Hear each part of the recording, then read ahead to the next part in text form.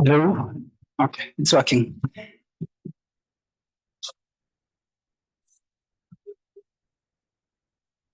Good morning, everyone. Welcome to this strategic dialogue. Yeah, I see so many happy faces in the room. We are glad to have you in this session. And today we're going to look at how we can enable global gains for gender equality, youth, and social inclusion. So if you're here to engage in gender, youth, and social inclusion conversations, then you are exactly in the right room. My name is Nathan Rono, and I am one of the communications support for the CGIAR, and I am excited to be your moderator for the session. So on day one in the parallel session, we had some very strong quotable tweets, and I'll read some of them that will form basis for our discussions today, or some of each other. So on day one, we had from the former Prime Minister of the Republic of Guinea, His Excellency Mohamed Bey Avogol, that we must be bold, practical, and inclusive. We also heard that African women feed the world from former Mauritius President, Her Excellency Amina Gurub Fakim. I said we had quotable tweets from the one. It seems as if the parallel session was, getting us started for this conversation today. And we also heard from our very own Executive Managing Director, Ismahani Eluafi, that youth are the future of food. But I ask today, how can we create an enabling environment for these young people and these young farmers? Stay tuned, we'll have some answers in this session. Ladies and gentlemen, we're excited to bring you this strategy dialogue as we explore how we can enable global gains towards gender equality, youth, and social inclusion. And so if you're on social media, engage by tweeting hashtag CGIAR Science Week. You can target CGIAR, and you can go ahead and target CGIAR gender, saying that in a small voice. But yeah, let's engage in gender conversations all through. So first off, we want to warm the room a bit and break some ice through some very quick Menti session. And I'll just pick this other mic to see if I can look at the Menti questions.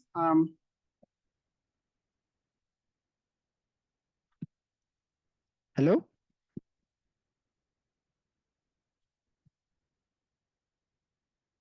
Okay, I don't think the microphone is working. So thank you very much, Ken. So if you have your phone, you can scan quickly through the QR code that you see on your screen, or if you have your laptop, you can go to menti.com, and the code is just right there, 190-92718. So we'll just give you a minute to scan through the QR code. Okay. Yeah. Are we in? We're in? Okay, let's see. Oh, not yet, not yet. So I see some very good smartphones still getting the QR code. Glad to see smartphones, so we can also discuss digital solutions today and how we can make digital solutions inclusive. Yeah. All right, I'm seeing the last person scanning the QR code. Alternatively, just go to menti.com and enter the code right below.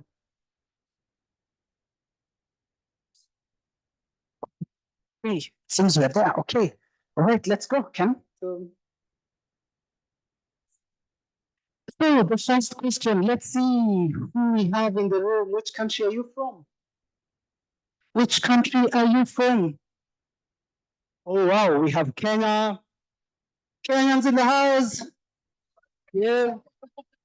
Oh no, someone moved the Menti. Okay, we're back. We also have United Kingdom in the house, Zambia, India, UK. Awesome. Good to see the representation from so many countries. Let's see the next question. And so this is where the rubber meets the road. In one word, what comes to mind when you think of inclusive food systems? What comes to mind when you think of inclusive food systems? I see gender, I see women, children. Oh, wow, that's good. Access. Yeah, I hope one of our speakers will speak about that. I see women, transformation, collaboration, fairness, youth. Thank you for the person who posted youth. Yeah, inclusive system includes youth also. Diversity, equal representation. Let me pick one more. And justice. Let's keep the comments coming in. But we'll go right ahead with the session. First off,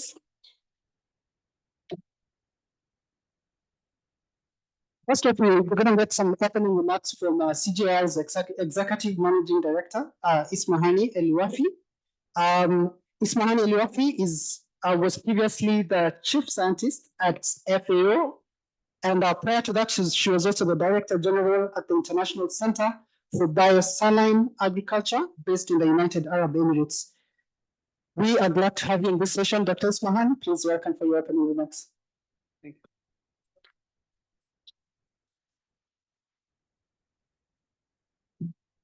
Thank you very much, Nathan, and really nice to see the room almost full at 8 a.m. That shows how important is the subject for all of you, and so it is for us at CGIAR. So welcome to this strategy dialogue on gender, equality, youth, and social inclusion. We are now just 5 years away from 2030, the deadline for the Sustainable Development Goals, and yet achieving SDG 5, gender equality, and the empowerment of all women and girls remains out of reach completely.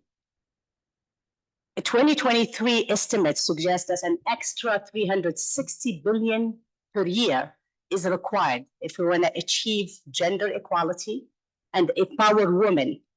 We're not talking yet about youth, just the women's side, across key global goals by 2030. So we need 360 billion per year. If we continue at the current pace, it could take nearly 300 years to close the gender gap. And we have to keep really that in mind. Do we want to really spend another 300 years with the situation where we are in?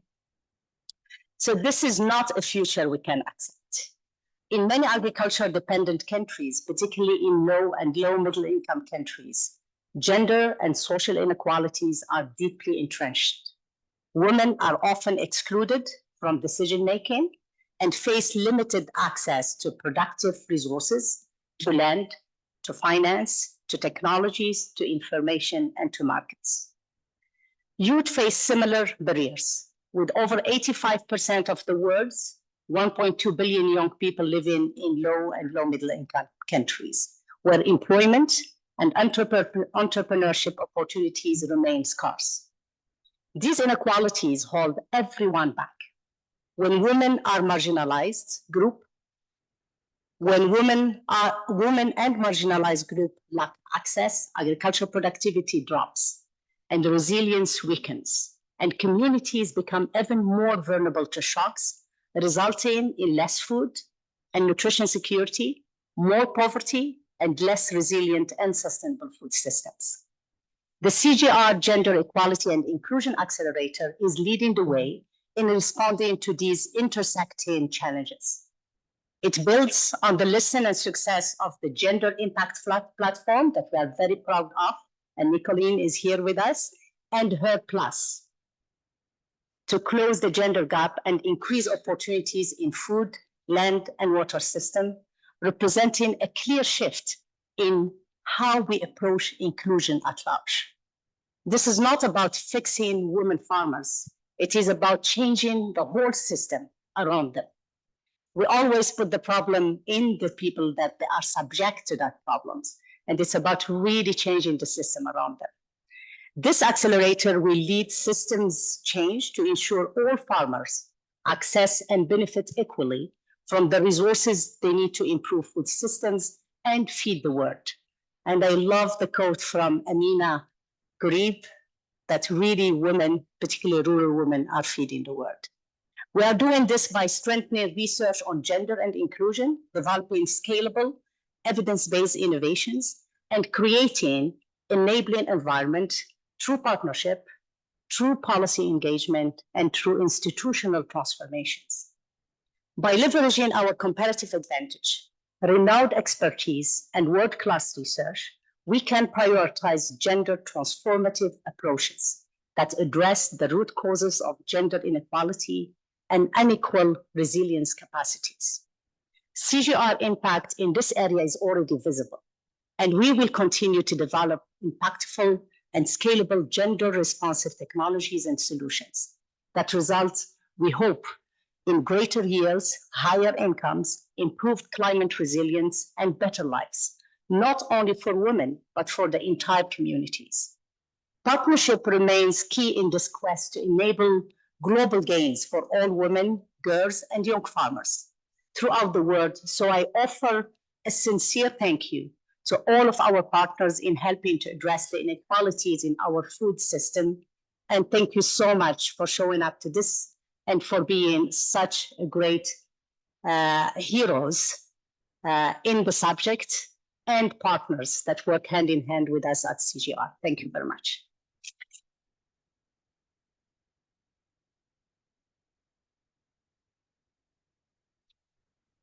Another round of applause for Dr. Ismahan.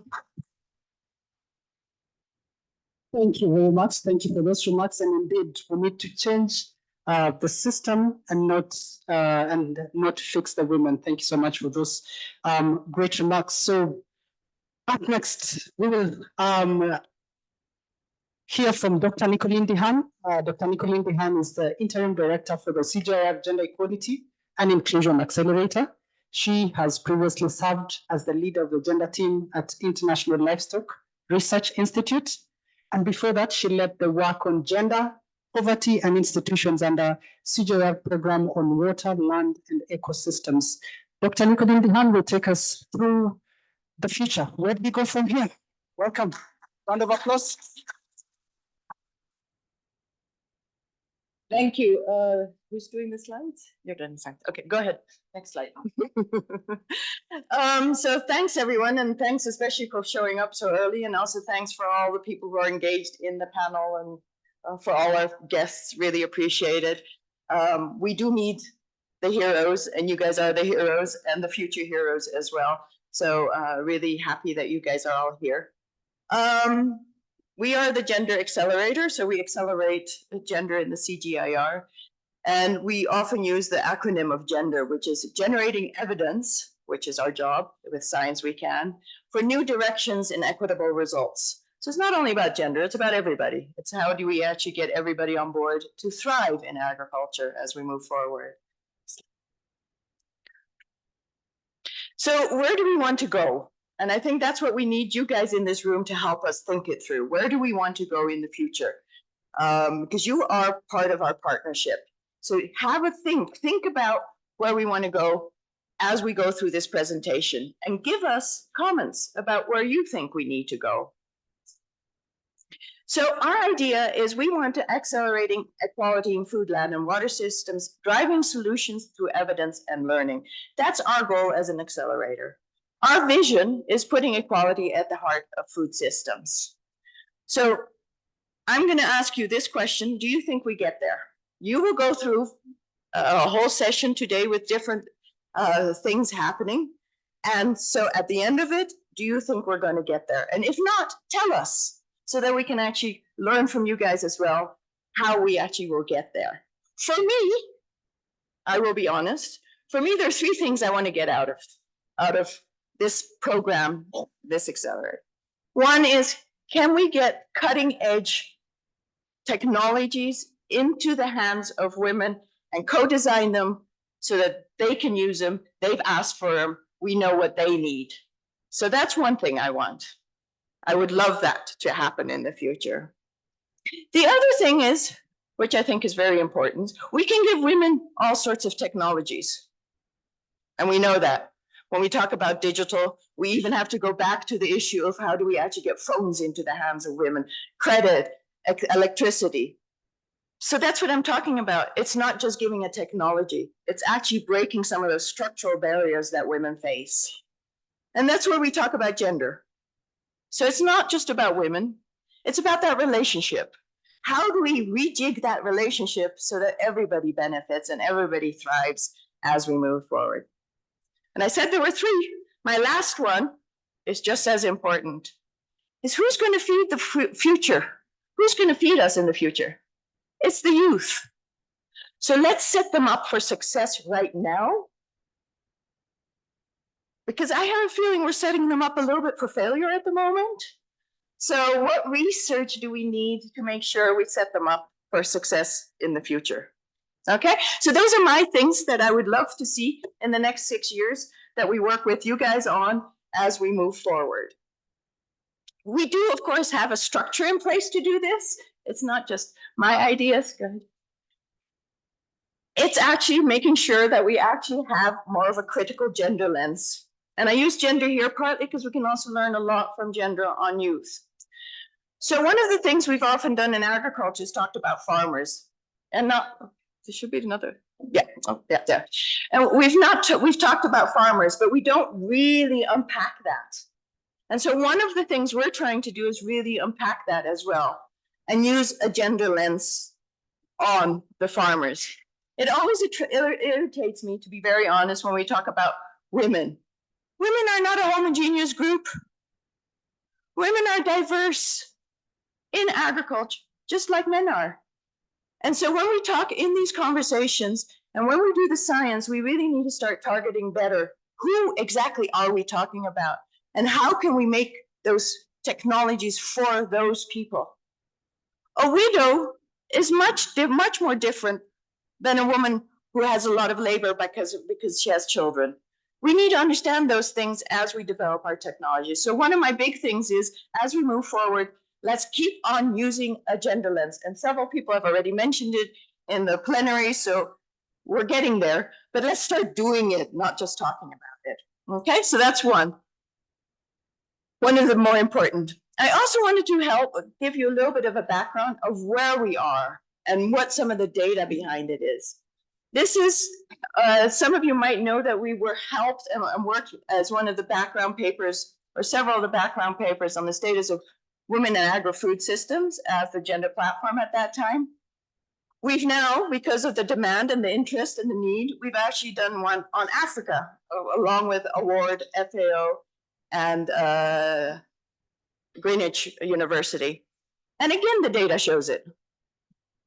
Women provide 46% of the labor in agriculture. So that is a huge amount who need the right technologies as we move forward. Next slide. This report itself will be launched in June this year. So these are just, you get a sneak peek at the moment to see what's going on. What's also interesting, this report also very clearly shows that women are also often more involved in the next part, not maybe in the productivity, but in the other parts in agriculture. So again, very important. And we know that women do a lot of value added, processing, etc. So how do we get the right tools for them and break those structural barriers? Next slide. Okay, now we get into the more technical part in the sense of what we are. As you everybody might know, we are a whole group of science programs. We're 8 science programs in the CGIAR on issues of climate change, nutrition, multifunctional landscapes, etc. We're an accelerator, and that gives us a little bit of a special privilege, I find, because it means we have to accelerate the whole system. So what are we doing? We serve as a center of excellence for the CGIAR with our partners to actually provide the research agenda for the CG on gender and youth. So we provide a very important function. And that's why we need to understand from you guys, again, what do you need as research as well? But we also build capacity, sharing capacity, and you'll hear a little bit more about that too. But most important, we develop and deliver solutions as we move forward. Next slide. Meet the team. The team is about 130 researchers working on gender and about 40 gender researchers per se. This is the team that developed the solutions package that I'm going to talk about. Please put up your hands so you actually meet them and you can actually talk to them afterwards. Put up your hands. As you can see, they're mostly on the side.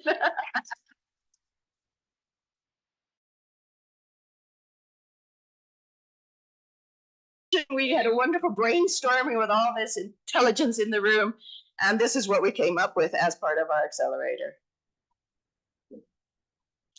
Okay, this is a very complex diagram. The two things I want to show in this diagram is that it's all interlinked. And we all know that, but we often try to simplify things to a degree that just doesn't work. One of the big issues, I think, as well, is if you look at the left-hand top corner, is gender and youth are often a wicked problem. What I mean to say with that, they're systemic, they're complex, and they're deeply entrenched.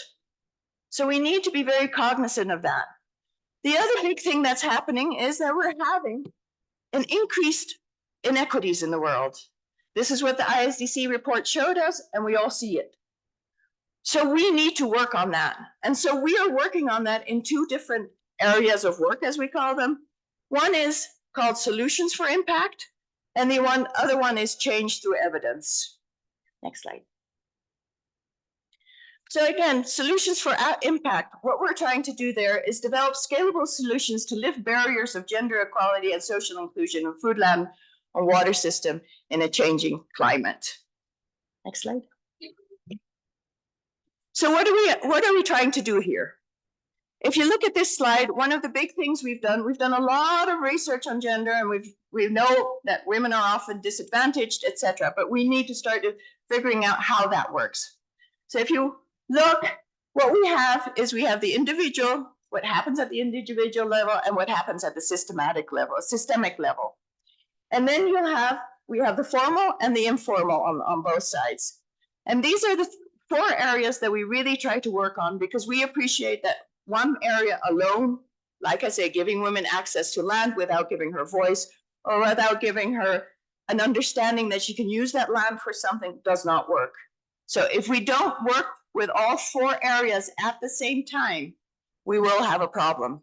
And that's what's so innovative about this, because most gender research has been on one or the other. What we're trying to do here is actually work across all four. One of the interesting ones, for instance, is what we talk the social technical bundles, which you will hear a little bit about. One of our gender researchers will talk about that as well, is how do we actually develop, not only give people access to resources, but actually the whole package around it as well. How do we actually give them voice in that space, etc. The other one is also, for instance, gendered social norms, which we'll also talk about with one of the researchers. And that's sort of the expectations and the norms that were expectations and traditions that were expected. One of the interesting ones I always use is the whole issue of water. When we often talk about water and women, we often talk about household water, wash. That's how we enter into that space. But why aren't women allowed to have access to productive water? Why is our conversation always about wash? And that's a gendered norm. That's how we think, that's our traditions, that's what we believe. Women should be in the household and women shouldn't be in the productive areas. So those are the type of things, those norms that we're trying to challenge as we move forward. We're also trying to give more voice. And there's amazing work being done on how do you actually give women voice in government. We have a how do you call it, a measurement a tool for that. So like I say, for us, it's very important that we work on all four of those areas. And most of the work that you will see presented today does discuss that. This is just to show you one of those social technical bundles. Like I say, just giving a woman a seed does not solve it. There's a lot around it that needs to happen. And again, this does mean that there's no silver bullet sometimes. Somebody in the plenary yesterday said we have to keep it simple. But like we say, when we have complex problems, it's often very difficult to keep it simple. And we need to also acknowledge that and try to figure out. That's why we need research. That's why we need to have that extra level of understanding. So next slide. Youth. We often don't talk that much about youth because we're more gender researchers. We're more at that level, but we're building our portfolio. What I do find interesting, and you'll see on this slide, you'll see that some of the parts that we're trying to work on, data and evidence, policies, solutions, right interventions, meaningful engaging of youth. I think those are all important. We're learning a lot, and we're using a lot of the stuff that we've learned on gender to, how do you call it, jumpstart the youth work. We spend a lot of time on analysis, for instance. So I'm always saying, yes, we need more analysis on youth because we do not have much research on youth. We have a lot of voices of youth, which we really appreciate, but those voices need to have more data to support their own agenda. So that's one of the things we really want to do as we move forward. Next slide, Jess. So the other area, like I say, we have one area that's on solutions where we look at all these different areas, including youth. And then we also have something where we call change. This is where we address the conditions unique of food, land, and water systems that hinder implementation of scalable solutions and seeks to create enabling conditions for sustainable change and impact on youth and gender. This is a little bit about fix the system. I heard Ismahan, and maybe change sounds a little bit better. So how do we actually change the system? And that starts with everybody. That starts within the CGIAR, that starts within all organizations to actually start understanding how important gender in agriculture is. So I think that's one of the things we're trying to do in this area. And we do that in three basic ways. Developing methods, because remember, gender in agriculture research is actually quite young. We do not have 50, 60, 100 years of background. We're at the cutting edge of that, or trying to figure out what are the methods that we need. Most of you will know the WEA, the Women's Empowerment Agricultural Index. That was an eye-opener for the world where we could actually measure empowerment. That was an amazing thing. What else do we need? We need to move on from also that. We also need to put evidence to ground the discussion.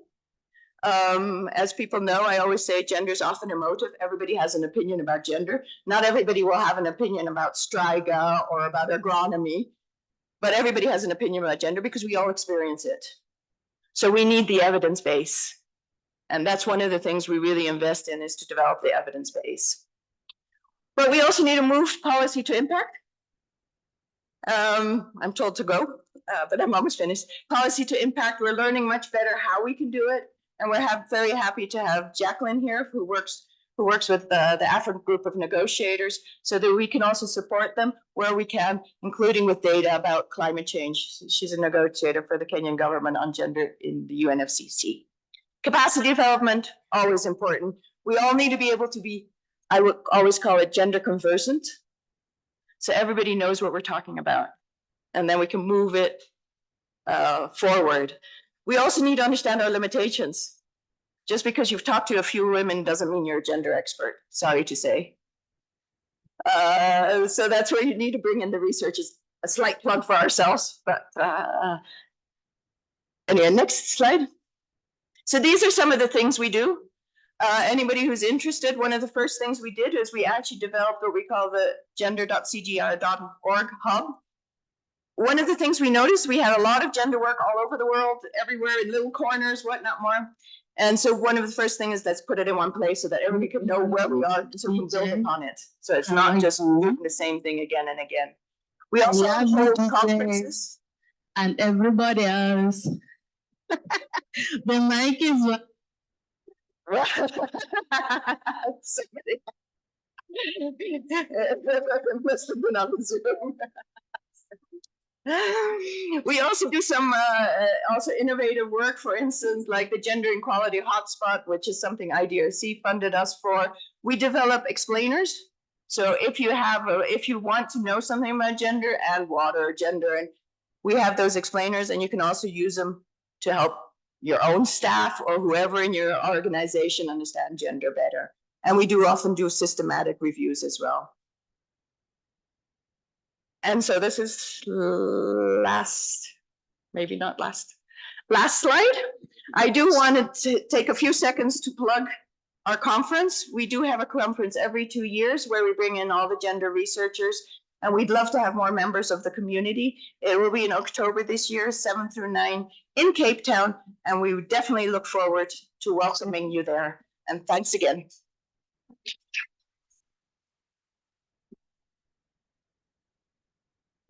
Thank you so much, Nicolene. I'll do this again for the culture. Another round of applause. And I'm sorry, our online audience, I know you took it personally that we didn't acknowledge you, but we acknowledge your presence and thank you so much for showing up for this event. But kindly mute your microphone so that we move on smoothly.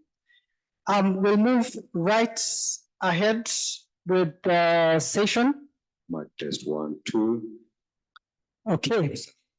And so up next, we have some exciting keynotes from exciting speakers lined up ahead. First off, we'll have High Excellency Nosifo Nauska Jazila. Thank you so much for coming and welcome to the session. Who's currently the ambassador in Rome, Italy, and permanent representative to the UN agencies in Rome of the Republic of South Africa. Her Excellency Nosifo is also Vice Chair of the FAO Program Committee and is also currently the Chairperson of the Committee on World Food Security. Welcome, Ambassador. Round of applause. Thank you, thank you. Good morning. What a way to wake up talking about gender. I'm quite excited and thank you for this opportunity. Having listened to both Nicolene and also Ismail, and she says she's a girl from the South. I am a girl from the South, Ismahani, and of course born in South Africa and now working in Rome representing the country.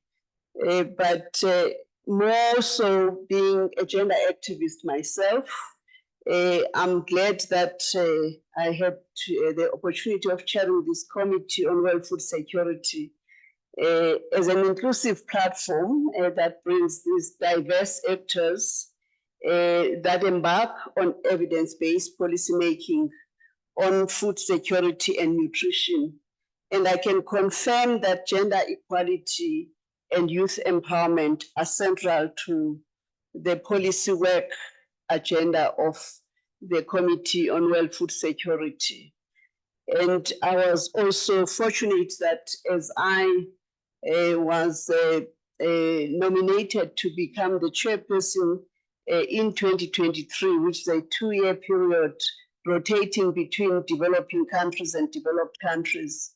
It was a time when we were also adopting in the UN the guidelines, which I will talk to, which are focusing on gender equality. And also the guidelines that advance data, and again, being in a science environment, in a science week, the importance of science and data in advancing the gender equality cannot be overemphasized. We are proud to count on CGIAR among the members of the CFS advisory group. So we rely on science and experts and institutions like CGIAR to provide the policy evidence before we embark on negotiations to develop these policies. And therefore, this is an institution that contributes valuable scientific knowledge and real-world experience to our work. And therefore, the contribution complements the key role of the high-level panel of experts on food security and nutrition. We have a panel that provides and consolidates this research evidence to serve the work of this committee. And it serves, therefore, as a committee science policy interface. These inputs help to ensure that our policy guidance is grounded in evidence and shaped by the realities and aspirations of family farmers, indigenous communities, and the people broadly on the ground. The evidence that's available, therefore, indicates that the majority of farmers or family farmers are women. And we've already heard that women are feeding the world. And therefore, we need to focus on how we mainstream their empowerment and not just on one part of the food systems. What therefore we are talking about here is also building on the CGIAR Gender Impact Platform, to drive systemic change across food, land, and water systems. The application of the data guidelines would enable the informed interventions to scale up the core development of solutions and to help close the persistent gender and social gaps and to scale up these inclusive approaches that have eloquently been spoken about both at plenary and also we've heard about them this morning. The CGIAR Accelerator would continue to serve to empower women, youth, and marginalized groups to shape more equitable and resilient agri-food systems through the implementation of the CFS guidelines on youth, women, and girls. And I'm then going to make examples both in terms of collaboration, following the endorsement of the CFS voluntary guidelines on gender equality and women's and girls' empowerment, to which CGIAR meaningfully contributed as a member of the technical task team that supported the contributions of the evidence for their development, with the participation, of course, of also other players like the philanthropic foundations, the private sector, and civil society. The guidelines, as I already mentioned, were adopted in 2023, and these provide a practical framework to advance gender equality through policy, institutional reforms, along them recognizing the agency of women. Our policy recommendations, therefore, are critical to promote youth engagement and employment in agriculture and food systems for food security and nutrition. We then have to also begin to talk concretely what do we mean, and I would like to go through what I would say are the concrete ways to strengthen youth or young people's participation and livelihoods and leadership in food systems. The policy recommendations on reducing inequalities, which were endorsed in 2024 for food security and nutrition, are highly relevant to the discussion. They call on for addressing structural drivers of inequality, such as discriminatory laws in countries, limited access to productive resources, how many of the women working the land that produce our food that actually produce the food own that land. And if you look at data across, it's a limited number. Most of them work the land, but they don't own the land resources. How many of them own the means of producing with access to technologies, and how many do we strengthen, or how do we then strengthen the weak accountability mechanisms that exist that deepen food insecurity through exclusion? So it is not enough, therefore, to have policies and guidelines but not implement them. The recommendations emphasize the need for multi-sectoral, rights-based and participatory approaches to tackle overlapping disadvantages, including those that I've already indicated faced by women, youth, indigenous people, and other marginalized groups. Let me offer 3 reflections that may be useful for the work of the accelerator and the broader research community. The guidelines address persistent inequalities. Therefore, they serve as a practical tool for long-term systemic change, such as the issues that I've already mentioned, access to land. We have land tenure guidelines that already would enhance your participation as women and even young people. Access to water services for production, not just for drinking. So we have to follow through with the value chain on the use of the resources, meeting our basic human rights, but also empowering us to participate in terms of economic prosperity, bearing in mind sustainability of those natural resources in the long term. They also then promote our inclusion, both in terms of dealing with the barriers to entry, to ensure that there is a participatory approach in decision-making in countries. The guidelines also promote coherence across sectors. Again, food systems transformation. If you talk on a systemic or systems-based approach, you will not only talk to the Department of Agriculture or sector of agriculture. There are social objectives that we need to advance, whether they are health, nutrition related objectives, up to the economic objectives. So we have to make sure that there is policy coherence that underscores the work of the other sectors, which engenders the empowerment of women and also the participation of young people. Therefore, helping governments and partners to align actions in agriculture, in health, in education, social protection, and in climate adaptation.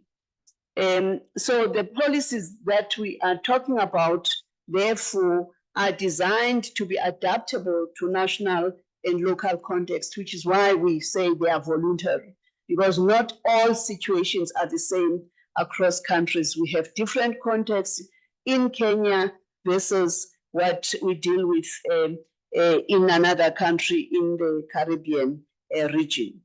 The guidelines support the gender responsive planning, inclusive governance, investments that empower women and girls across the life cycle. And as we already heard from Nicolene, we need to focus on measures for gender social norms. The second reflection is on empowering youth as leaders, as innovators, and partners in transformation. The CFS policy recommendations on youth call for action to make food systems more inclusive and rewarding for young people. So they should be rewarding to the youth themselves. This includes access to finance, to technology, education, and also access to markets, as well as the support for youth-led enterprises and cooperative models. Of course, the young people must also know that participating in the agri-food systems means they first have to feed themselves and their families before they also talk about being saviors of the world. Charity begins at home. Equally important is the creation of the space or the mechanisms for youth engagement in decision-making and policy development. Young people bring vibrancy, energy, creativity, and local knowledge to the table. So they have agency themselves, so they are not just receivers. We need to be cultivating their contribution in terms of their own offerings. We must ensure that they have the tools, the support, and the recognition they need to lead society. Finally, creating the enabling environment that turn policies into practice. Of course, people say people don't eat policies if we're talking about food and food systems. So we are providing policy guidance to facilitate the systemic change that requires more actions than good ideas.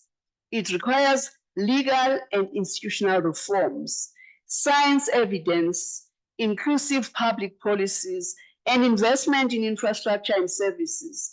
Therefore, the Committee on World Food Security encourages all stakeholders to improve the collection and use of gender and youth responsive data and monitoring.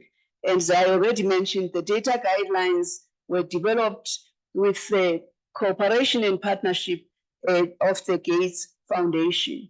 Again, the importance of sharpening the intervention so that we don't talk about the same problems over and over again. We know that interventions are not informed from a gender perspective because also there is limited availability of data. And there is not a global platform where we can either sitting here, press and check what do you need to empower women in South Africa in this locality of the province of KwaZulu-Natal? You will not get that. So we need to be able to synthesize data and make it available for decision makers, for yourselves to contribute and keep on updating it to foster the inclusivity that we are talking about. So data is fundamental to foster inclusive dialogue and participatory planning. Otherwise, we will talk ideas and not be informed. Removing legal and financial barriers to access and opportunity. Again, these are also data-driven interventions. And finally, the investment in services that enable dignity, agency, and leadership, especially for women and youth in rural areas. I hail from a rural area myself. I got opportunities to be able to get to where I am, and we need to get more young women and girls that grow up or at least born from rural areas and make sure that they have an understanding that they have an equal platform with a girl that is born in an urban area, in a center of the north, whether it's here in Nairobi. This is a city that we are in, but you have Masai Mara areas where you have young women who want to contribute their indigenous knowledge, but also want to be influenced with what exists elsewhere.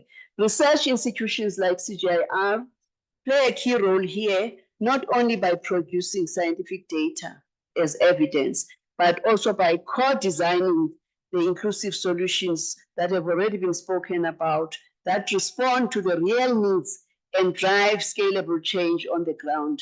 I encourage the CGIAR through its Gender Equality and Inclusion Accelerator and wide research community to build on the global policy instruments that have been developed by member states. We have 141 member states who are members of the Committee on World Food Security, working with their own based agencies, FAO, IFAD, and World Food Program.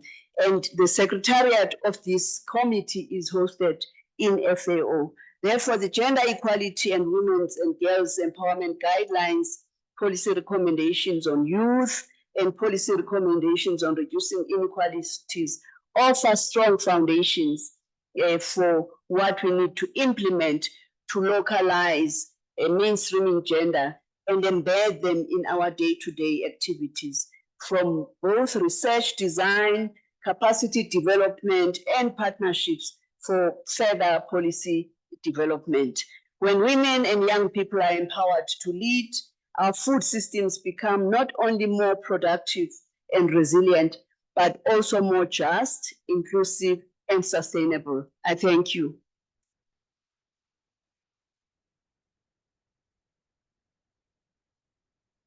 Thank you so much, Your Excellency, for those wise words. And we'll hear more wise words from our next speaker. Our next speaker is Mr. Santiago Albacoral, who's currently the Vice President of Programs and Partnerships at IDRC.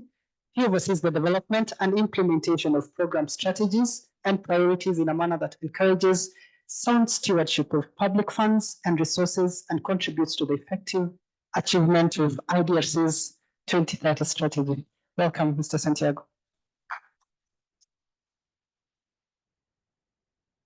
Thank you, Nathan. I don't know if you want to say any wise words, but I want to try to first to celebrate a journey, because it was around 7 years ago in a system council in Germany where we started talking about the gender platform to really to boost what was the role of gender equality in the CGIAR, in the research for agriculture across the planet. And what does it mean? And we have here today about where we are today. It's an accelerator. It's intrinsic part of what we say. It's being brought by the leadership, but brought by all of you and all the researchers and all the farmers that actually are doing the job. I want to give some perspectives of also how in IDRC we are having part of the conversation in the role of gender equality and inclusion into the research agenda. Of course, we know that we have to understand the local context. We know that we need to understand the needs. We understand that there's going to be innovation that is contextual, that the research that we bring together will respond to the realities, that will understand all complexities and all the systems. But we are talking here about equality. We are talking about inequalities. And we cannot talk about gender inequalities without talking about rights. And we cannot talk about rights without talking about privilege. Because the gender gap that we have seen and all the reports that you have, and the previous presenters have already given you some figures, cannot be reduced just only by providing tools, opportunities, policies, training to farmers, women, scientists. That gap is not going to be able to ever be filled if we don't think about part of the gap that is connected to privilege. And that is the part of the gap that needs to be reduced. And that is a very difficult conversation. And that's a conversation that we tend to forget. Half of the people that don't understand gender equality think that we are talking about women. And I think, as Nicolene has presented, we are talking about dynamics, relationships, roles, culture, religion, tradition. And that is a conversation that is difficult to have. That doesn't mean that we don't have to have it. The fact that something is difficult, the only thing that it gives us is more reasons to have that conversation. But how we do that? What does it mean that when we talk about research for development? And I think the first thing that we have to remember, and it's important for the platform and for all the people in the CGIAR, that gender and gender inclusion doesn't happen only in the platform. Gender happens across the whole research cycle in every research that we do. And we want to have two elements, and we have seen already some of them in today's presentations. We are going to have a part that is the science of gender. And that is important. And we are going to have experts that will tell us how that happens, how that is integrated in different contexts, what are the relationships. And that is the science aspect. However, we are going to have gender in every other aspect of the gender, of the science and the research that we do. In IDRC, actually, we talk a lot of this through the last 10, 15 years, and we came to the idea of the gender framework, the gender equality and inclusive framework, that give us a guideline of how to integrate gender across all the moments of the research cycle. And that took us to a conclusion is that there is not such a thing as research or good research if research is gender blind. And that is going to come with training of researchers, is going to have with conversations with our colleagues, is going to have to push the agendas in many cases, because we will have moments where somebody will tell us, no, I am doing vaccines, this is nothing to do with gender. And we all have been in that room, and some of us closer to that room in your case. We have to have the conversation that is not such a thing as gender blind. And that is going to take us to our element, is how we look at the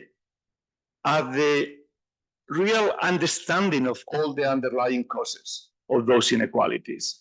And how do we integrate them into our research proposals? How do we integrate it in our research methods? How do we integrate it in our research team? How we integrate it in our research ethics?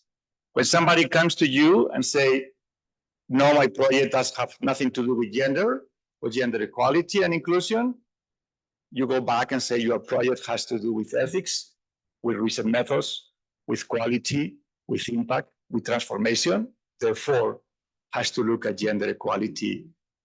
All your research will not be good research. It will not be used, it will not be implemented, it cannot be a scale, and actually will be missing a big piece of the problem.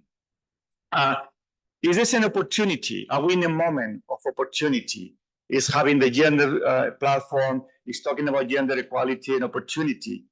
I think it's not an opportunity. I think it's an imperative. I think we don't have the luxury of not doing it. 2 minutes, oh my. Let me go then to a couple of examples of these two pillars, of the aspects of reinforcing gender in the research landscape and doing specific research for agriculture, gender equality in agriculture. And why I say those two? Because we have seen some statistics, 64% of farmers in West Africa being women. Still in Africa, less than 20% of the agriculture scientists are women. The distribution should be more similar. So in that sense, IDRC, for instance, is working on programs with the science granting councils institutes across Africa to also not only have more PhD trainees, more women accessing master's degrees, but what role do they play in the research community? Are they only the researchers in the lab, or are they the heads of department? Are they the deans of universities? How do we bring those researchers and that diversity and inclusion into the whole processes? We have been working with award as well to bring Francophone researchers, women and youth into the research community. And then we bring research across all the programs, from the cycle of vaccines to bringing an integrated gender lens into the Green Molecule Plan for transforming agriculture, to working on pre-cooked beans with women and men in the role in the household. So all those elements as part of the gender and inclusion aspects. The last words I want to say is going back to something I think is important for this audience. Gender equality and inclusion is not an add-on to our research. It's research excellence. It's good research. With that, I want first to congratulate the platform for bringing us here and to waiting for all the other real experts who will be able to give us some examples today. Thank you very much.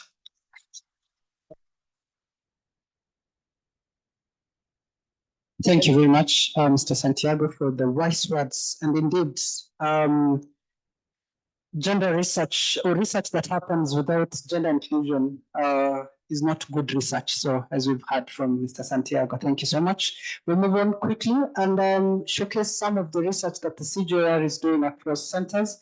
And I'll introduce the researchers who are here with us very quickly, and they'll come one after the other. So first off, we'll have Maureen Muruka, who's currently the Director for Gender Equity, Youth and Social Inclusion at CIMIT.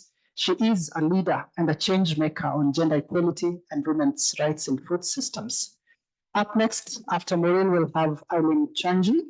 Eileen is a gender specialist working with Alliance of Diversity and CEAT, and has also been working with the PABRA program, leading gender research and development across 32 countries in Central, Eastern, Southern, and Western Africa. And finally, we'll have Alessandra Galia, who is the team lead for gender at ILRI, International Livestock Research Institute. She conducts research on gender in livestock value chains with a focus on gender analysis in genetics, empowerment, and nutrition, and food security. First off, Dr. Maureen, welcome.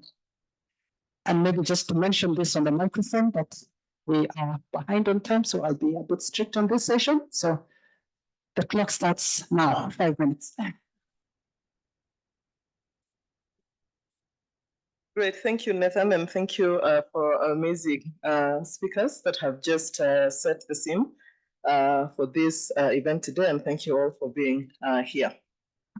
And so my presentation is going to be around how gender research can influence the impact of crop breeding programs. For those who might have attended the Breeding for Tomorrow program, session yesterday afternoon, I think we heard about all the plans and benefits that come from that, that include increased crop yields and productivity, from enhanced pest and disease resistance, short maturity, and early harvesting, reduce post-harvest losses, and increase labor and efficiency. So I'm going to be making this presentation, but my colleague Jill Keynes, who's online, will answer any tough questions that you have. Slide, please. Thanks. Yeah. So the CGIAR Gender Breeding Initiative, which is in the last a lot of programs that we have, because now we have the science programs, developed tools that will enable us to ensure that we integrate gender into breeding programs. And this would help us to systematically target our customers and allow programs to make decisions on what they can do to be gender responsive. So we have the two tools. The first one is the G+ customer profile tool, which helps us to identify and prioritize and segment customers for a new or existing variety or strain by taking gender and other social preferences into account. The next one is the G product profile query tool, which identifies the relevant gender gaps and generates a gender impact score based on analysis of do no harm and positive benefits, and looks at the trade-offs between different breeding programs. And so for this, we say, sorry, just go back. Even if the conclusion is that a product has no gender sensitive trait, we always have to perform this check. And this tool has been developed for the two tools have actually been developed for public sector breeding, which lacks the feedback that is built into breeding programs of private sector companies.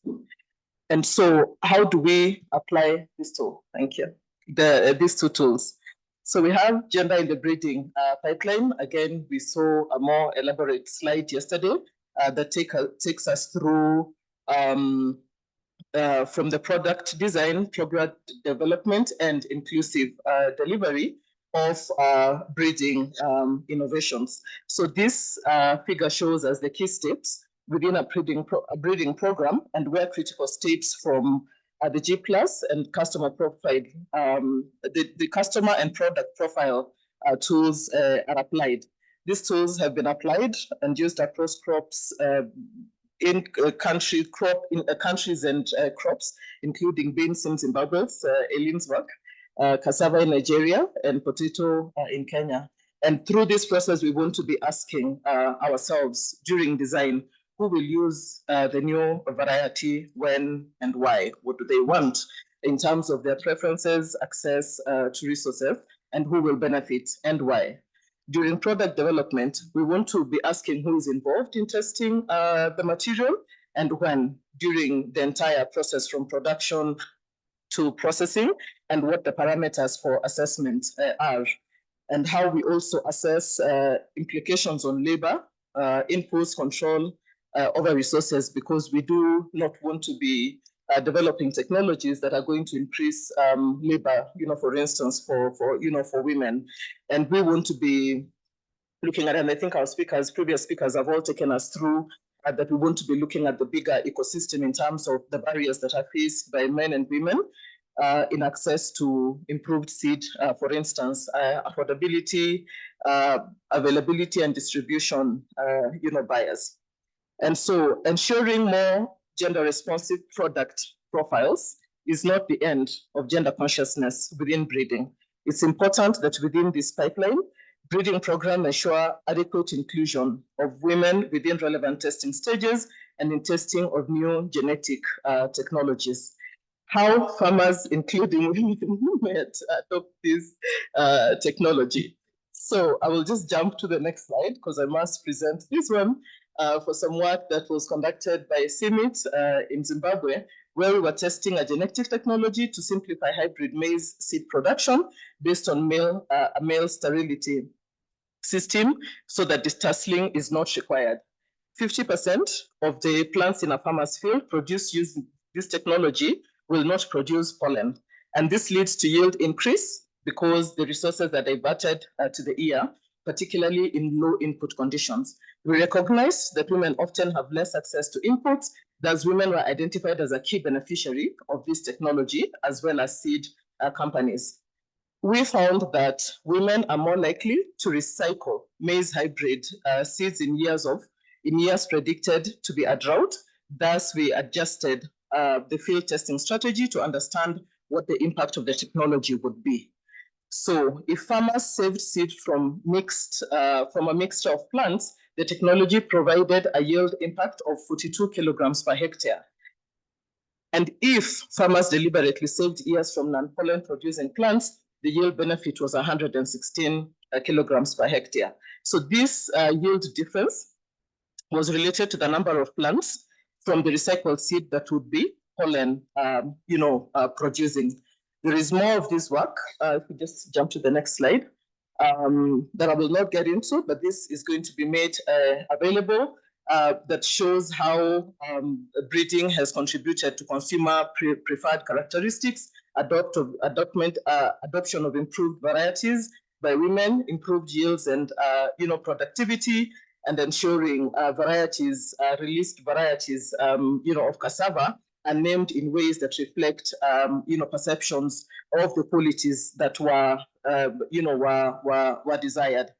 I want to close by saying that some of the themes that we saw here are, let's go back, open dialogue, multidisciplinarity, interdisciplinarity is very important between breeders, agronomists, social scientists, and gender scientists for successful breeding programs to target women and smallholders, and that there is need to look at how we include women in participatory approaches, as well as ensure iterative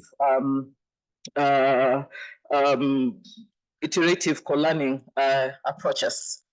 And so there is more to learn if you go to the next slide and look at the case studies that were published, and we can continue to have this discussion on gender in breeding. Thank you so much.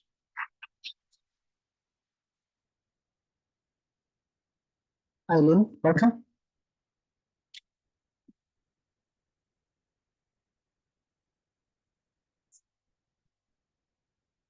Great. Yeah. So I'm going to talk about socio-technical innovation bundles. I think Nathan did a good introduction. So next slide, please. We're talking about food systems.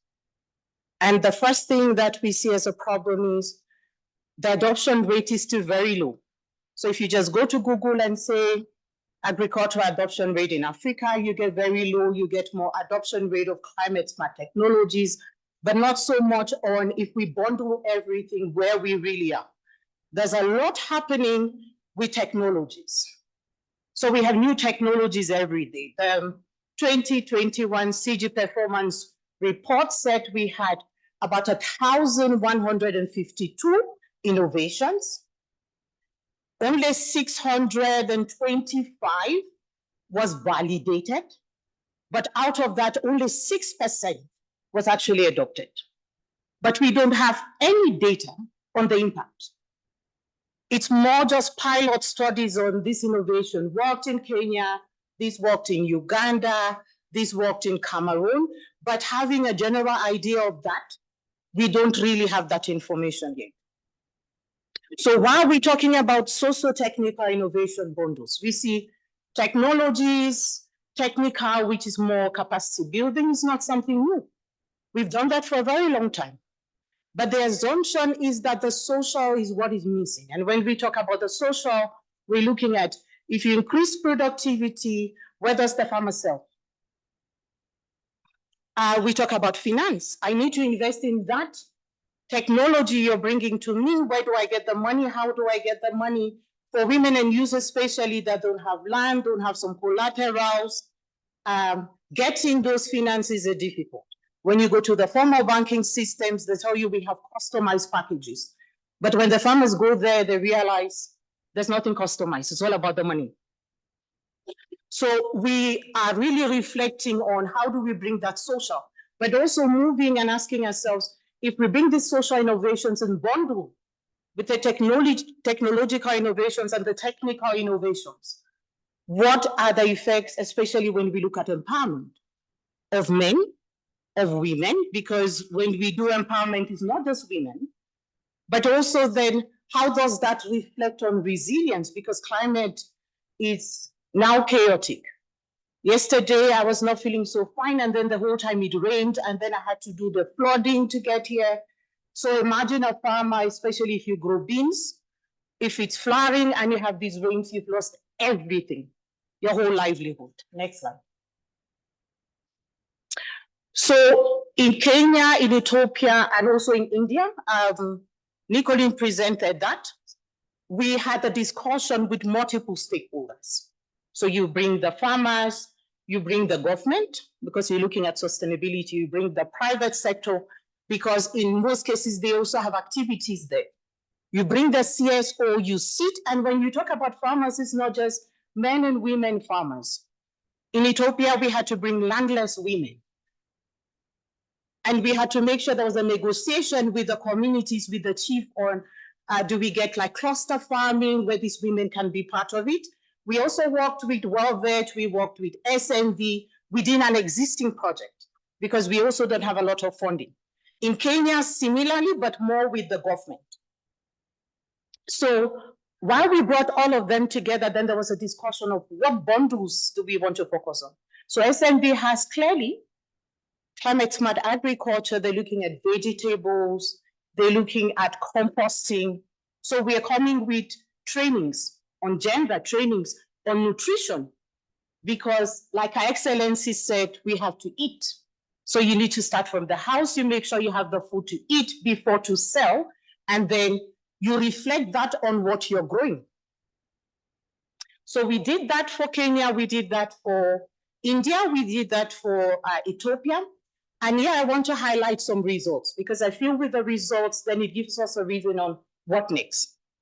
So the results we're seeing is, of course, there's variation across the countries, across the counties. So you need to think of the context. There's a lot of nuance there, which is very important. Women empowerment increased, but of course, we still have, I think, this is across so many countries that for men is still higher. So that means we're doing a good job, but we need to keep working on that.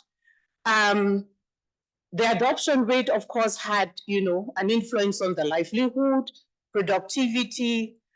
There was more increased adaptive capacity across, but when you had all these bundles, the social, the technical, the technological, please, you can move to the next slide. We saw something interesting. You would see there's changes in transformative, and which is important because you want to address the issue before it becomes an issue. You don't really want to wait till the end for you to adopt it. So like I said already, it was a lot of engaging stakeholders. So even after we had the results, you go to the community, there's a discussion. Then they tell you, these are new activities we should do. Like in Kenya, they said, we want vegetables because maize, it's men, women, for beans, women, that is becoming commercialized, men are taking it. So can we have vegetable? Can we also have fodder? Because we are the ones involved in the milk, even though in most cases it's the evening milk, not the morning milk, but something where they also benefit from that. So it's important to know there's this reflection learning that happens. So we actually call these learning labs. So it's not something started. The next slide. So after that, we did a scaling workshop because we can't do this alone. The CG, even the Alliance, the Accelerator, we don't have the money to do this in all countries. So what we did was we brought some very good friends. There was FAO, we started with FAO Care, had the discussion on how they can also programmatize this, put it in the programs, and also be able to do this across other projects as well. And this is something we're willing to discuss with anyone because we really need, these tools, not just the tools, but you see the data we're getting and what we're seeing as the results to be done. Next slide, which I think is the last. So we have manuals, processes on how to integrate these. We have specific ones for Ethiopia, for Kenya, we have generic ones. You can use across any country for any crop. And we have references, much more. So I think if you go to the CG space, you can be able to get that or reach out to Nathan. Thank you. Thank you so much. We'll have penalties for staying beyond the timer. So Alessandra, your clock starts now. And the penalties start now also. Super fast. But it's still 7 minutes, so. Okay, so yeah, I see it there. I think we can start right away. So I'm going to talk about transformative change, and I'm going to take you to Ghana. I'm trying to talk about transformative research and make it very practical. So this is some work that was supported by IDRC, and it's about vaccines, so I was happy to hear. So if we are in Upper Ghana and Northern Ghana, there isn't so much there, in terms of agriculture, it's very dry, not many job opportunities. Chickens are really important. Chickens are the ones that really provide food and income for the households. They are mostly in the hands of women, and they could really provide good employment opportunities also for the youth. However, there is a disease, a Newcastle disease, that is highly contagious, and something like twice a year, it basically kills all the chickens. But there is also a vaccine. It is the I2 vaccine. It works, it's effective, it's thermostable, so it's quite easy to be transported, and it is easy to administer. It's just some drops for the eyes, but it doesn't get adopted. So the question again is why, there's a vaccine that would support and solve the issue, why does it not get adopted? And when we went to do research there, we realized there were two main reasons. One was what we call a more technical reason. The vaccines just do not reach there. It's really remote. And the second reason is they do not reach women and the youth, who are actually the ones who can leverage chickens best for their livelihoods and that of their households. So we went into the second point as gender scientists, and we realized that even when the vaccines were indeed available in the area, when we talked to the different women, the first one was saying, because these are stereotypes, it was like stereotypical women. One said, I just don't hear about vaccines. I had no idea they existed. The other one said, oh, actually, I have no time. I have so much household chores, I can't get there. And the other one said, in this community, I cannot call a male vet. It's just completely inappropriate, yeah? And I cannot walk to the agro-vet. The other one said, well, and this was the main issue, in this community, I can't even say that I look after the chicken. It is inappropriate for a woman to say, I look after the chicken, this is my chicken. So I can't possibly invest in vaccines. I don't get anything out of these chickens. I just put the labor. And some of the youth who actually managed to get across some of the other challenges, they were like, well, I have no cash whatsoever to invest in the vaccines. Next slide, please. So the idea here is very much that if the farmers who are looking after the chickens, previous one, sorry, are disempowered, so then these innovations don't get adopted. We have a beautiful vaccine, but if those who are supposed to adopt it are disempowered, they don't have the means, they can't get there, they're just not going to be adopted. These innovations are not going to be useful. And so agricultural livestock systems are not going to progress. And of course, we are not going to progress on gender equality. So again, we said, okay, but why this empowerment? Yeah, what's behind it? So we started studying it, and we were trying to understand the root causes of this empowerment. And we realized there are in laws and policies that discouraged, inheritance of land, education system, boys mostly are sent to school rather than girls. You can just click through, thanks. Science innovations are really mostly targeted for middle-aged men. And then a lot of community traditions, individual behavior, of course. And as you keep digging, you go into a lot of stereotypes and beliefs about, what a woman is supposed to do, what an older woman, younger boy, and so on and so forth. So in the end, what causes this empowerment is really social and gender norms that are embedded in our social systems. And so, next slide, please. So then we come in with gender transformative approaches. So we define gender transformative approaches as approaches that intentionally change inequitable gender and youth norms. And they do that, and they leverage equitable norms. And they do that at different levels, because those norms, which you can translate in something like, in this community, it is not appropriate for an older woman to do something, own, say, decide, and so on. But this community is not appropriate for a young boy to do, say, own, and so on. So these norms really are across our systems. They really shape our daily activities and also the policies. So we need to engage with transformative approaches, which are intentionally addressing the norms to create an environment that is conducive for equity. So there are 3 steps to doing that. We say you need to start from asking the right questions. And the right questions, in a recent paper, which I'll show you later, we call them aspirational questions. So you go beyond the status quo. You don't just ask questions about what is the situation now, because then you run the risk of reproducing that situation and just reproducing disadvantage. Then you test solutions, and then you measure progress. So this is about the questions, and it's from a publication of supported actually by the Dutch government, the NWO, was just published a couple of weeks ago. And this is really shows you the difference between an accommodative question and a transformative question. The transformative question is looking ahead, is looking at aspirations. How would we want the system to be? How would the women, the youth want them to be involved in seed systems? Not what they're doing now, but how could it be ideally? And happy to share the publication. And then we go into the solutions. So as I said before, there are 2 types of challenges, one technical and one more social institutional challenge. In terms of the technical challenge, there were no infrastructure to deliver the vaccines. So what we did, we worked with CalTribe here to deliver the vaccine. And this was the project supported by the IDRC I mentioned before. So we delivered vaccines with drones, we developed storage facilities, and we developed apps to gather all to bulk the requests. And then we also worked on the social institutional one. So the fact that the women couldn't actually say that they own the vaccine and invest in the vaccine. And we did it in 2 ways. We adopted accommodative and transformative approaches. So it's all about social institutional. But when we worked with the norm that women cannot relate with male vets, we didn't intentionally address that norm. We worked around it. We hired women vets. So the norm is still there. Women and men, when unrelated, cannot talk to each other. We hired women vets.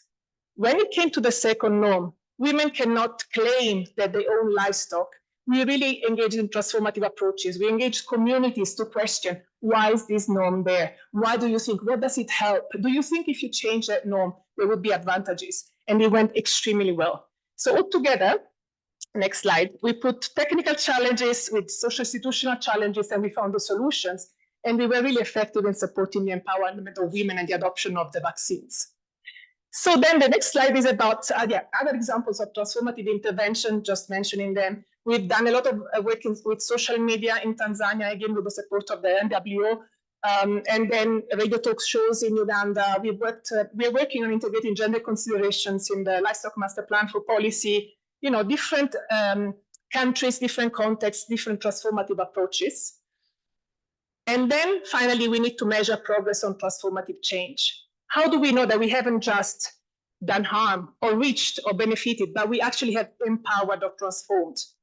And we have developed at ILGI specifically 3 tools. The Women's Empowerment in Livestock Index for the production level, the Women's Empowerment in Livestock Business Index, the WELBI for the business nodes of the livestock value chain. And finally, we have a tool on gender norms as well.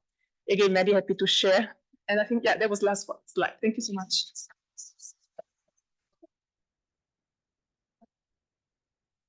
Thank you so much, Alessandra, and apologies for taking you through this quickly, but we are far behind on time. Thank you so much. We'll move ahead, quickly back to the slide scan. So we'll have a chat again at the end of the session for another quick Menti, but for now, we want to hear from some of our partners in this gender equality and inclusion and youth research journey. And first off, I would love to introduce Nana Amor. Nana is the Director for Gender, Youth, and Inclusiveness in AGRA. Welcome, Nana. You can just wave for people to see where you are. Good. And then we also have Anna-Karin Melling, who is the Senior Research Advisor at SIDA, Swedish International Development Operation Agency. I hope I got that right, yeah. And then we also have Jacqueline Makoa. Jacqueline is the Director for Gender in the State Department for Gender and Affirmative Action in the Government of Kenya. Good to have you, Jacqueline. And we also have Oscar Ortiz, a good friend of Gender from way back, who's the Senior Director for CREP-based systems in the CGIAR. And also to mention that he's the Interim Director for sustainable farming systems. Thank you. I was trying to have the acronym. Welcome, Oscar. Sorry. And finally, we have Lisa Hilgers. Lisa is a gender and social inclusion advisor for the GIZ. Clap for Lisa. Thank you so much. And so maybe we'll just go right ahead and just going round, want to hear from all of you. We clearly know the gender gaps in food systems, right? We have heard about these gaps in food systems, and we also know what it would mean for farmers to fill these gaps in the food systems. But we're not yet there. We're not filling these gaps. So my question to all of you is, why is it taking us too long to fill these gender gaps in food systems? And what needs to change now? I'll start with you, Nana. Thank you. Thank you so much, Nathan.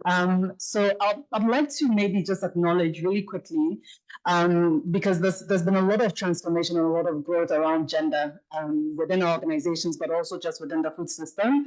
And the former president of AGRA is in the room with us, Dr. Kalibata, and I do want to acknowledge her because she has championed gender, she has championed social inclusion in food systems, and I have to admit that AGRA wouldn't be here without all the work that she's done. And I know we're behind on time, but I did have to acknowledge that.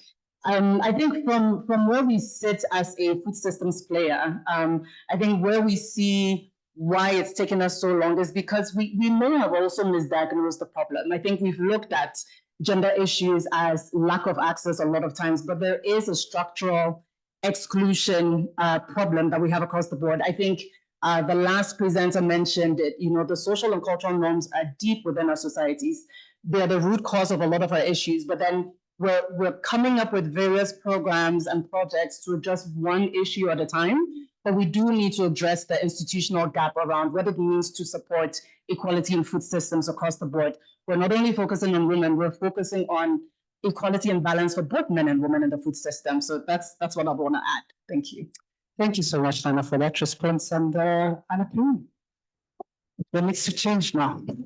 Yes, thank you. Well, I want to agree with earlier speakers. I would say culture needs to change. And all over, not just in the food systems, but culture needs to change, and culture can change, but it doesn't happen automatically. We have to think about who would lose their apparent or apparently lose when the culture is changing, as Santiago talked about privileges. I also wanted to remind us that a few weeks ago in New York, the UN member countries renewed their commitments for the Beijing Platform and Action Plan. And that's government that has been doing that. And that means we can hold them accountable, but we can also offer to help them implement and live up to their commitments. So I think that is an opportunity and that we can really work on, remembering always to start in reality. I love the 4 R's. Start in reality, then look at resources, representation, and most importantly of all, rights. So yes, finding a way to offer a help to the governments, because we need to change the culture. And it is possible. I know, because a good friend of mine told me. Thank you very much. Thank you so much. We need to change the culture, and it is possible. Dr. William, Jacqueline, what needs to change? Thank you. So beyond the cultural norms, I think, and talking from our policy angle, since governments essentially are policy making.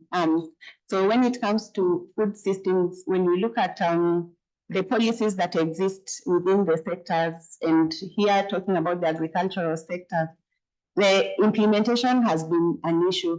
And when we look, these issues are interlinked. So a culture somehow sneaks into even the boardrooms. So implementation, so from the government angle, I think going an extra mile in terms of enforcing the existing laws, because like when you talk food systems and there are gaps, let's say in land ownership, which of course will then be disadvantage women's effective involvement in the agricultural sector, then you can't get it right.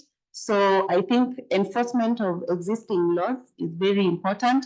And when you talk about inclusivity, again, in decision making, it's important that women and youth and other vulnerable groups are included, are at the decision making table to make decisions that speak to their lived realities.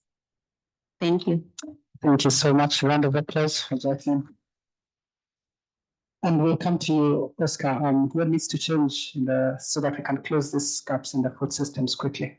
Oh, thank you. I think we have not been connecting sufficiently the different dots or disciplinary silos within the CGIAR with the partners. I've been witnessing over the last 20, 30 years a lot of work on gender, but we are not yet connecting the dots. And I think within the new portfolio of the CGIAR, which programs and accelerators are addressing different levels, we have a big opportunity to connect those dots more efficiently and try to really deliver solutions that empower women and youth. And it's not that we have not been doing sufficient progress so far. The big challenge that we need to accelerate tremendously the change in the coming years, because we don't have time to lose. In the same way that we talk about accelerated breeding, we need to think of accelerated gender work for delivering better solutions. Thank you. Thank you so much. And we're happy that yes, a round of applause for Oscar. And we're happy that the CGIAR Gender Inclusion, Gender Equality and Inclusion Accelerator is here to accelerate gender equality research in CGIAR and beyond. Thank you so much. And to you, Lisa, what needs to change now? Yes, thank you. In addition to the points that my co-speakers have raised, I see three other factors that prevent us from closing the gaps. The first is the aspect of awareness. Sometimes we find ourselves working in bubbles. I think there are a lot of people in this room today who belong to the equality and inclusion bubble. And yes, we here all know what it will mean for communities and food systems if we close the gender gaps. But this knowledge and understanding is not as widespread as we sometimes assume.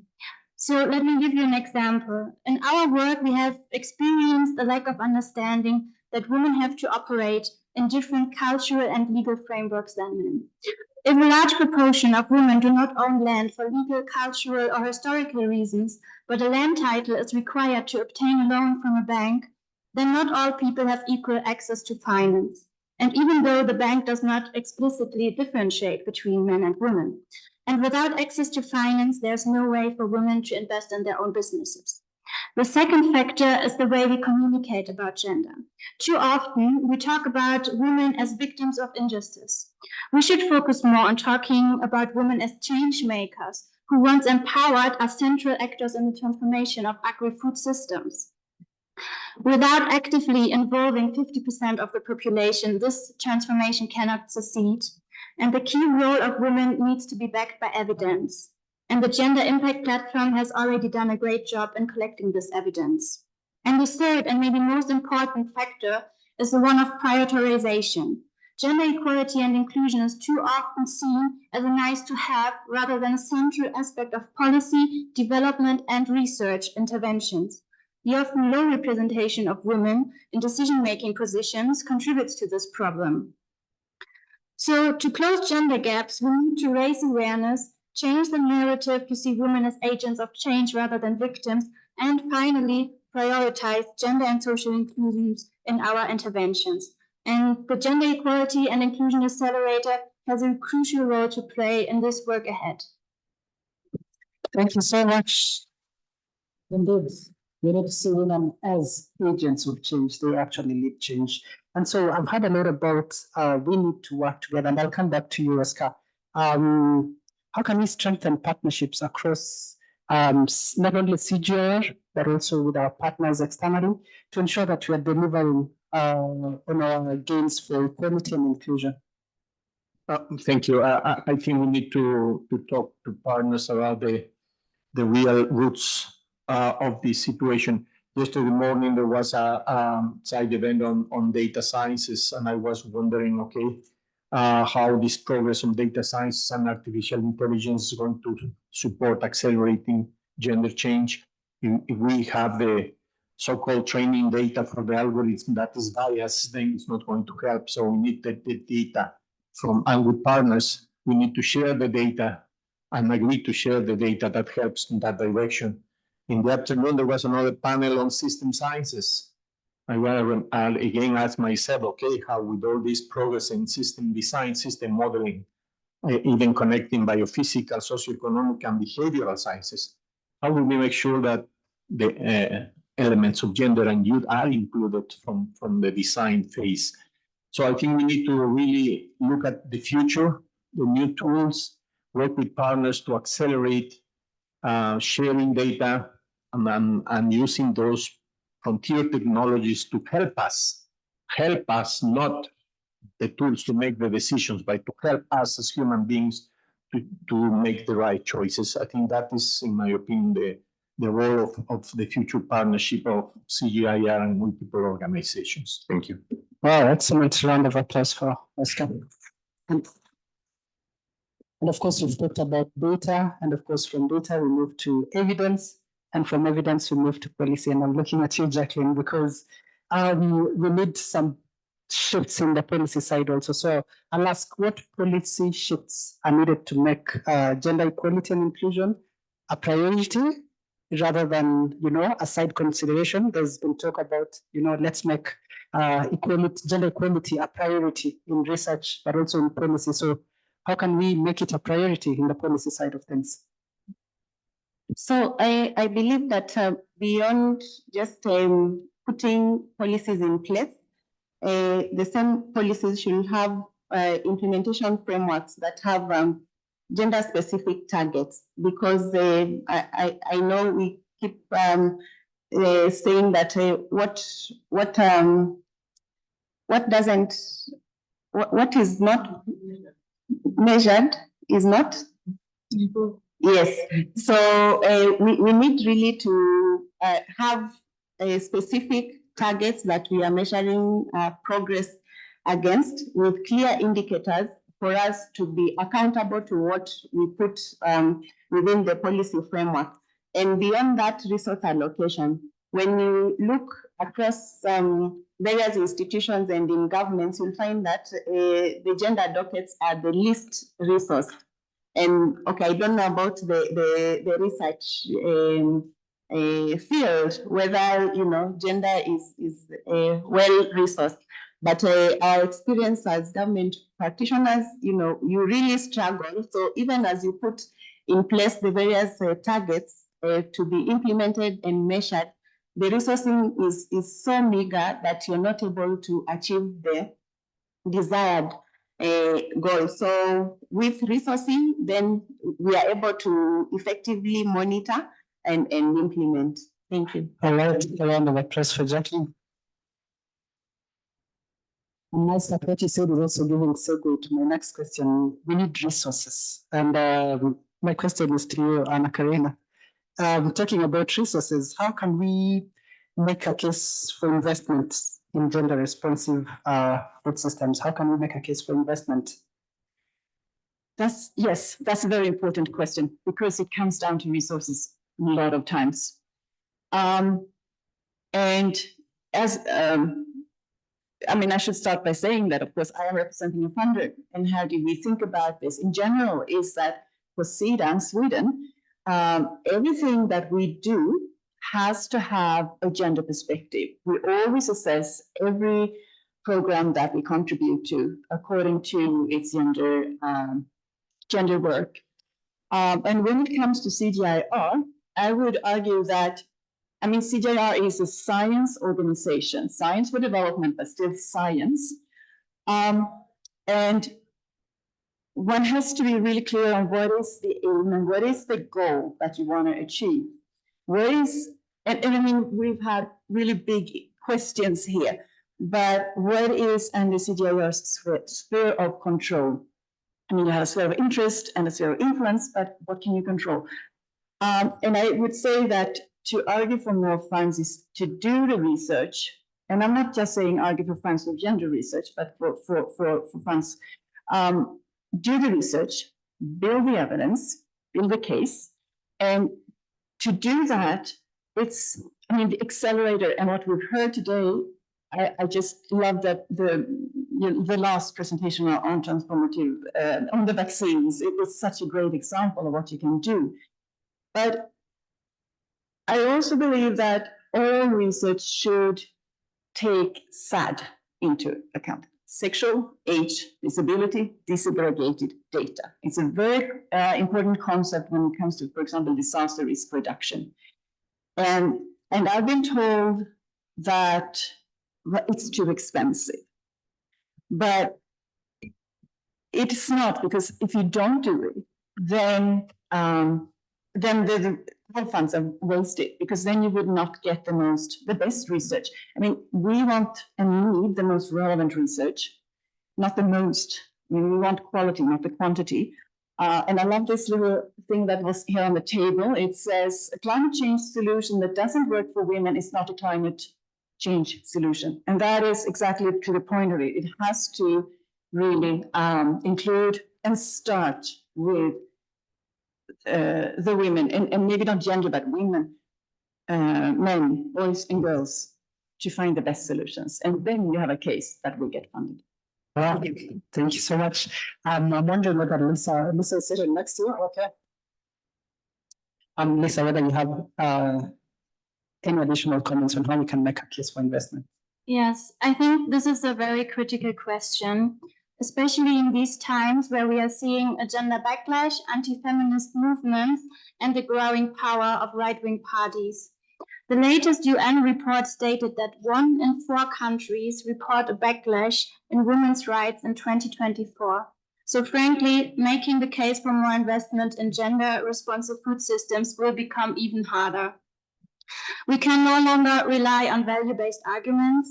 Evidence that provides data on the economic impact of gender-responsive initiatives will be crucial. But evidence alone is not enough. We also need to communicate these economic impacts to policymakers. The CGIAR Gender Conference in October this year and the continuity of the Gender Impact Platform are both very valuable platforms in this regard. I would like to highlight 3 further occasions that I see of great relevance. First, the upcoming International Year of Women Farmers in 2026 can be a valuable platform for this advocacy and for the adoption of policies and measures to reduce barriers for women farmers in agri-food systems. Second, gender equality and inclusion must be a key element in all national agriculture investment plans that guide the implementation of the African Union's Kampala agenda on country level. The agenda prominently centers inclusivity in one of its commitment areas. And finally, we should strengthen cooperation and efforts to implement the CFS voluntary guidelines on gender equality and the empowerment of women and girls in the context of food security and nutrition. So making the case for more investment in gender-responsive food system will therefore require evidence of economic impact, a political foundation, and a joint global cooperation. Thank you. Thank you very much. And moving on to Nana. You're also working on not only on gender, but also on youth, working with youth in the food systems. And so let's talk about the youth for a minute. What will it take to make food systems more inclusive for the next generation? And how can we create an enabling environment for them to thrive in food systems? Thanks, Nathan, for that question. Just maybe before I start, by show of hands, how many youth do we have in the room here? Oh, this is pleasantly surprising. Thank you. I think you all agree that this is probably unusual, because for most of the time we have rooms without young people, and I think we have these conversations with ourselves, and like Lisa mentioned, it's within our bubble. which, we've already convinced ourselves of why this is important. But having young people in the room is actually the first step where we're getting their insights to be meaningful in how we design our programs, how we design our interventions to ensure that they're equally actors as much as they are beneficiaries of the food systems transformation. So maybe let me pick on a couple of points that I think also my previous speakers have highlighted, which is really around evidence and the research. How are we making this research, one, available to young people? Because you hear a lot of times when you talk to young people, they're not aware of what us as food system stakeholders are doing most of the time. We're not aware of the CGIAR research. So I'm hoping that the accelerator will be able to change and accelerate some of these for young people. I think getting a sense of how we make our research and our data practical for young people is important. Let's not forget as well that when we talk about young people, it's an evolutionary category of people. We've all at different ages been young. We've all been at that age of 18 to 35, sometimes it's 18 to 26, depending on which body standardizes the age range for youth. But we've all gone through these periods, and there's an intergenerational change that happens. So as we're doing research, as we're prioritizing research on youth, young women, young men, young people living with disabilities, young people in rural areas, peri-urban areas, we need to be conscious of that evolution and change that happens, whether it's every 20 years, every 10 years, and ensure that we're adapting our design focus and investments around that as well. I think one key thing is, particularly at AGRA, we've entered into a partnership where we're creating jobs as well as entrepreneurship opportunities for young people. And we see that that's where there's interest, right? We know that young people also want to be at the table of policy, of dialogue, of advocacy. And the essence for us, it's become more of a priority now to ensure that even at the continental level, at the national level, at the regional level, that we have young people in the room that can speak up. Not just have them in the room to say they participated, but make sure that they're part of the conversations and the dialogue. I think there's also the key thing, which is around what young people are looking for. I think we talk about food systems and the agricultural sector as, it's mundane, it's what our forefathers used to do. But the truth is you have young people in the food systems sector. And what's critical for us today is to be able to map a journey where the young person can see their future in food systems, whether it's through research, whether it's through supply chain development, whether it's through artificial intelligence or digital solutions. So I think ensuring that we have insights from young people to inform the way we're designing our programs and our policies is definitely going to be essential for how we make food systems more inclusive. And I think the point around youth leadership is first for us to also recognize that young people have expertise in leadership in ways that we may not be privy to. So giving them that chance, giving them the opportunity to be in the room, but also take on some of these opportunities to lead is very essential. And I think advocacy is an area where you see young people already thriving, particularly in areas around climate change. You see young people leading the conversations and narratives around climate action. You see young people in the space on nutrition, especially because they do want a healthy and safe planet. They're pretty much going to be on this earth longer than most of us. So I think having that as a priority as we're designing our programs, as we're engaging with young people is going to be very important to ensure that food systems are inclusive in the future. Thank you. Thank you so much, Hannah. Indeed. We need to make research practical for young people. There's a Swahili proverb that says, Ujana ni moshi. Find someone who knows Swahili to translate it for you. But thank you so much, Nana Amoa, Anna Karim Noling, Jacqueline Makoha, who has had to step out for a meeting, Oscar Ortiz, and Lisa Hilgers. Please, let's appreciate them once more.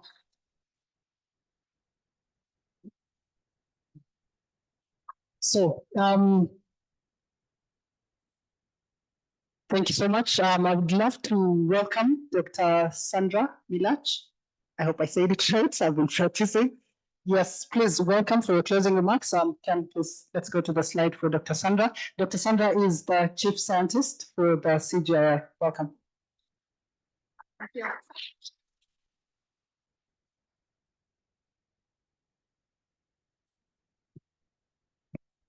So very good to be here.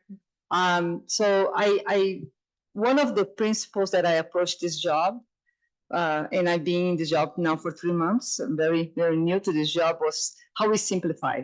How we simplify without, of course, making sure that the outcomes are excellent outcomes and compromising the excellence of the outcomes. And I will try to really simplify my message today. So just 3 points. And for me, there are 3 things that are extremely critical into this agenda of gender. The first one is evidence. I think we saw many examples, the vaccine example. Anna Karina, I think I agree with you, fantastic example of that. And in this evidence, science-based, we need evidence to show the problem that we have in food systems and how both the gender, women, and also youth, how they're playing, what are the entry points of interventions. And in that regard, this is going to be a very important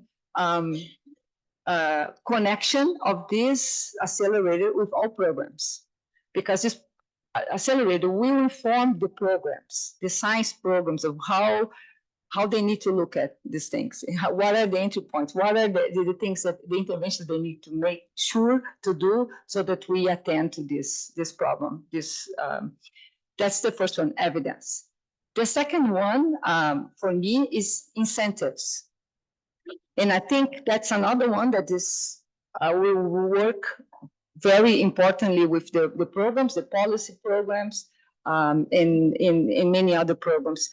Without incentives, and policies is one way of incentives, but we need to be thinking about other incentives. We cannot move this agenda. And the third one is leadership. Okay, we need leadership at all levels.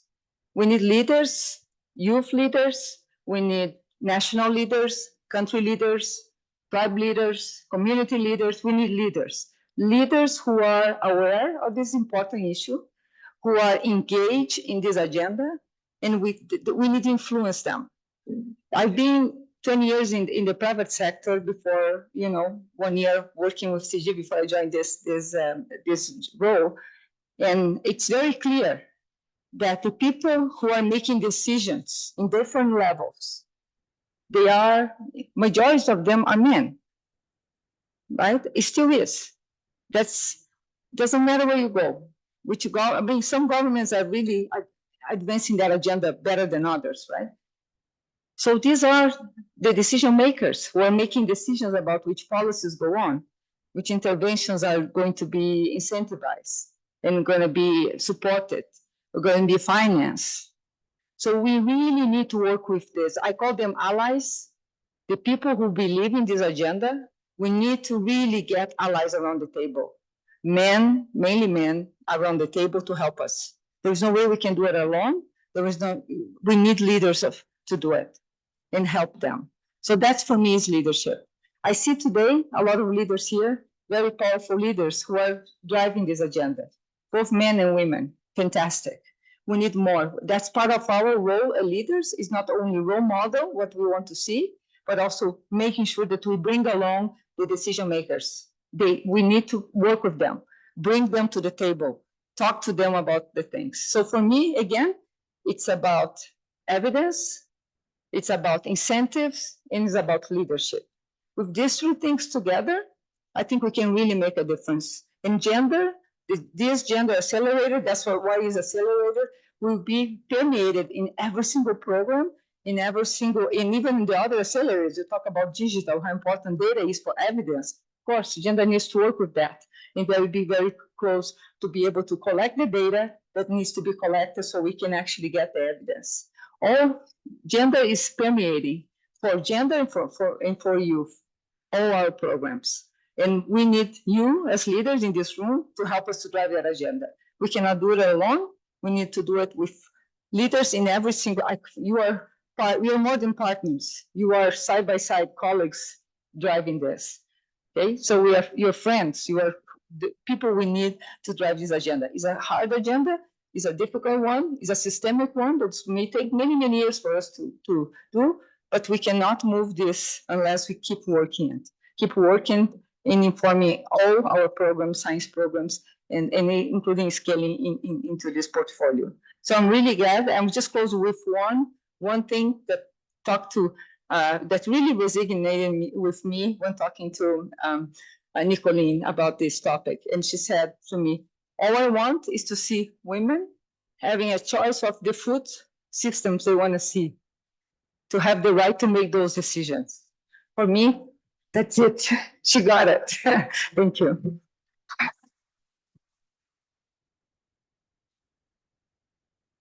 Thank you so much, Dr. Sandra. Indeed, we need evidence, incentives, and leadership. I'll invite Nicolene for final remarks, and then we'll do one last Menti. It will be fun, I promise. But also there's some sign-up forms going on. Please pass them around. And yeah, welcome, Nicolene. It feels like a long time ago that it was 8 o'clock. We went through a lot, and thanks for your staying power. Really appreciate it. I hope you have more staying power for the whole journey as we move forward on this. I just wanted to mention a few things. I wanted to also acknowledge Agnes, because I know she remembers, but she was actually one that launched the gender platform years ago. We had her there, so thanks again. I really want to acknowledge that. I also wanted to thank all the amazing speakers. We had an amazing group, from our friends to our wise words to our gender researchers. I'm always so damn proud of you guys. So thank you very much. Words I've heard, prioritization. Big word in my head these days. If you're working in the CG, we all want to prioritize it better. It's not an opportunity. I like that. It's an imperative. That's a good one. I'll remember that one as well. Lived realities is an important concept too. Connecting the dots was also important. Gender-specific targets, I like that as well. Cooperation efforts that we really need to, cooperate more. Research availability, make it actually available. We've been tasked that several times by some of our friends, so we will try to do better on that one. And making data practical is also one. And the last one that I really also like, which I'll use as well, is we need to be permeated across the whole system. Thanks again, and look forward to our collaboration in the future. Really appreciate it, and come to our conference where we'll have much more fun. Thanks again.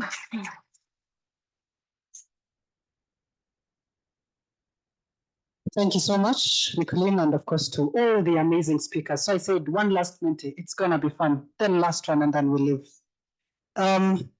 Just scan the code.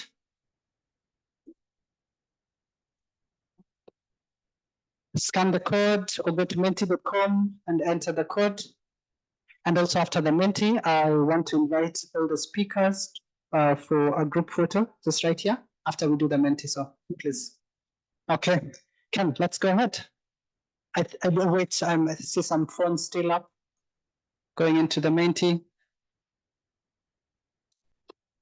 All right, I think we're good. So the question is that the question? Let's go to the next one. Imagine it's 2030. What's the one major success we've achieved in gender, youth, and social inclusion in agriculture? I dare add youth into that question. So imagine it's 2030. What's the one major success we've achieved in gender, youth, and social inclusion research in agriculture? What's that one thing you want to see? And yes, I said 2030 because he said that the clock is ticking. So I don't want to say 2050, 2030. We want to see gender disaggregated data. We want to see equal opportunities. We want to see equality for real. I'm reading it. I mean, that sounds like that. We want to see nutrition.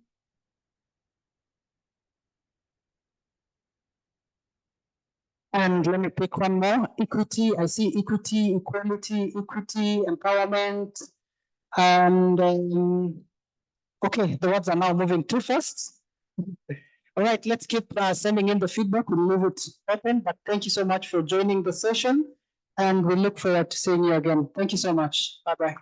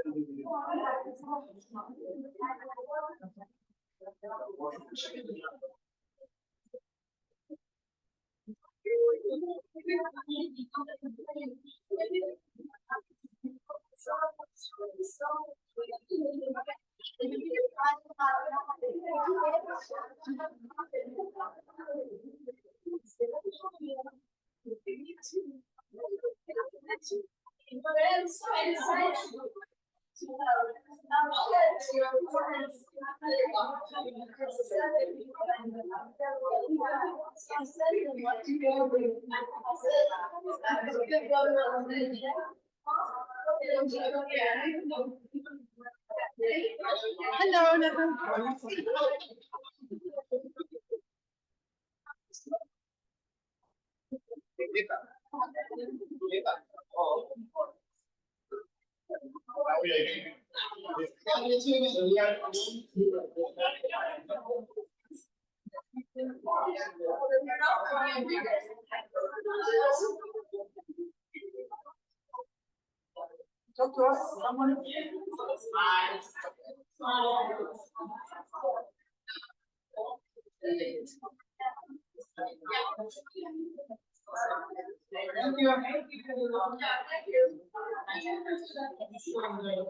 Thank you.